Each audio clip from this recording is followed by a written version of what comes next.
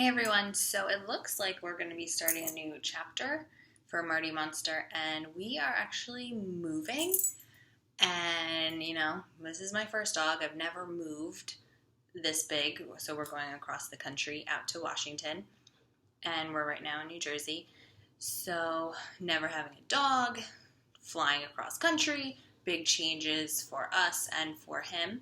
So I've been doing a bunch of research on what are the best ways to get him out there? What should we do before and after we get out there? Because, some dogs don't handle moves very well, and that would be the most heartbreaking thing for me is if we went out there and he started getting aggressive or just some other kind of behavior issues that aren't him. And to know that it was a direct reflection of something we did, I would feel awful. So I'm going to fill you in a little bit on what we've been doing so far, and then after the move, fill you in on how it went. Maybe there are some things I think that we should have done better. And then, as always, you guys can tell us, give me that. You guys can tell us if you moved, how did it go for you? What are some things you did that maybe we didn't do? Or just some things that, if this ever happens again, to make it better. So one of the hardest things for me was to figure out, first you have to figure out an airline, and then the kind of crate that airline requires. So for us in our research, we found out that we liked Alaska Airlines better.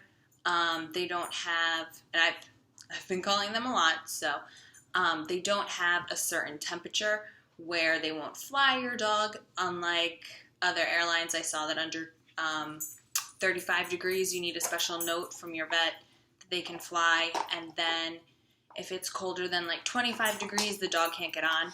But with Alaska, they just say under extreme temperatures, like hot or cold, they won't let the animal fly. And when we fly on Monday, it's going to be 10 degrees when we leave. So I was very nervous, and I called them, and they told me that, we're flying out of Newark, so they told me that they've never had a pet embargo out of Newark unless it's been for a delay for snow, which there is also a 60% chance of snow. But they told me if there's a delay, then whatever flight I get put on, he'll get put on, and I'm just going to make sure I talk to them. Because this needs to go smoothly. 6 hours of him on a plane, me not being able to see him, I'm going to be stressing out. So I will be talking to them a lot along the way. So then another thing was finding out a crate. So you want a carrier that is comfortable for them, so 1 or 2 inches above them if they're standing, and then when they're laying, you want 2 to 3 inches from their paws or their butt to the edge of the crate. So here is our big boy in the background. I put some blankets in there that he usually had in his his hardwire crate that usually stays in our bedroom.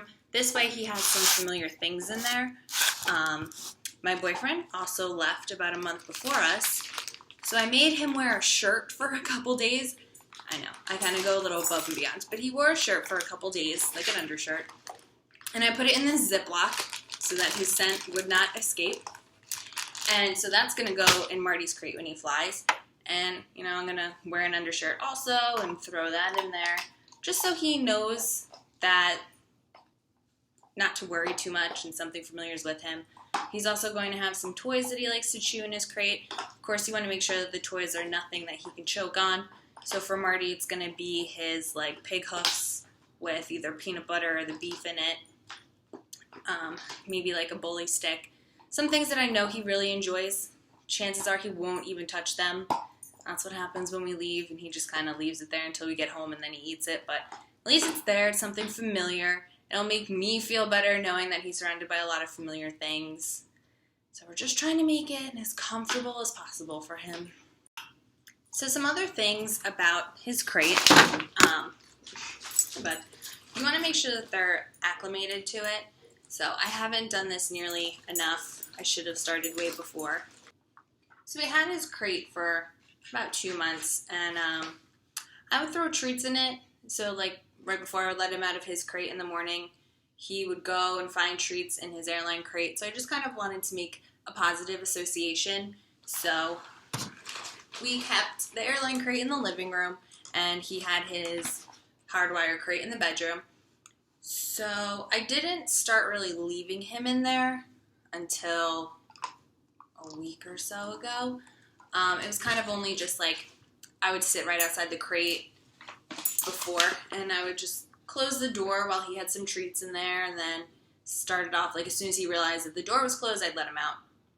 And then we would just work up to a little bit longer, where I would try to make him lay down so that he would relax and he wouldn't be freaking out. Once he was relaxed, I would then open the crate. But then last week, the movers came. They took his bedroom crate. So when I would leave, I left him in his airline crate. He was fine. Yeah, so he was really good in the crate. Excuse me. When I got to the door, I didn't hear him barking or crying.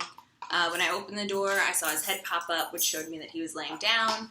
So he's been handling it really well. The only thing I wish I had done more is I saw online that they also said to try to get the crate in the car and put the dog in the crate and drive around for short periods of time. So they get used to being in the crate and the crate moving, similar to what's going to happen on the airline. So I'm really upset I didn't do that. We're getting picked up today because, as you can see, we have nothing in the apartment, and I'm getting tired sleeping on the floor in a sleeping bag, right? So we need some beds tonight. But, yeah. So when we get picked up, I thought about maybe putting him in the back of the pickup truck in the crate and see how it goes, but it's like 20 degrees outside, so I don't think it's very fair to start now. I think just making it comfortable and being surrounded by the familiar things like our scent and toys that he's familiar with will be good. We'll see. Also, we have decided not to drug Marty. My vet, of course, said it was our choice. She did mention that, since this is going to be something new for them, they're going to be nervous about, and especially turbulence, but they're going to be nervous about moving in the crate. And then you kind of add a drug that they're not familiar with, and their bodies are going to be doing weird things, so they're already kind of stressed out, and then they're stressed out that their body isn't reacting the way it usually does, so we just decided no.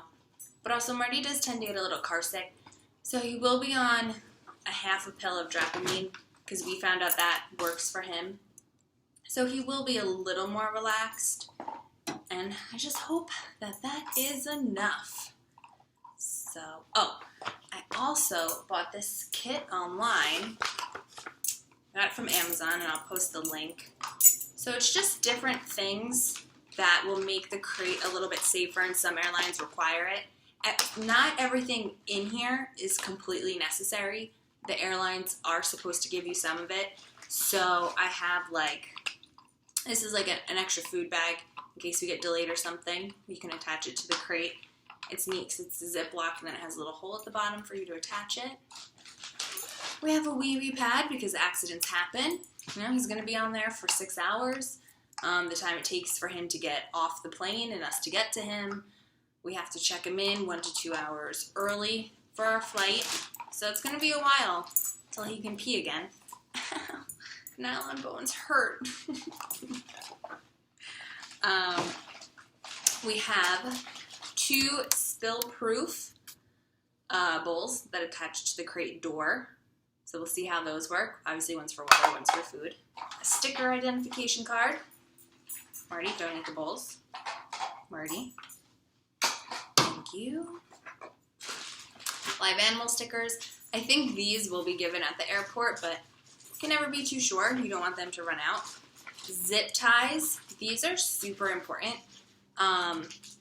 Unfortunately, a lot of accidents and injuries that happen to pets while they're flying are if the crate gets dropped and you have just plastic. Excuse me, this is not to be eaten. Hey. If the crate drops and falls, you are rambunctious today. Marty, you're gonna get kicked out. Yeah, you're gonna get kicked out. If the crate falls off a belt or falls just anywhere, and if you have just the plain plastic bolts that the crate probably came with, most likely they'll break. The dog could come out of the crate and he'll be scared and he'll run, and who knows what happens when he runs. A lot of times airports are in big cities. Excuse me. No. Open. Open. Thank you. Big cities and by highways, or even just I'll run to the runway. And, you know, I'm terrified of that. So you have zip ties, one to put at each corner, one to also secure the door closed. Stop, you need these? You need them? Okay, take it. Take it. Okay, go get it. Okay.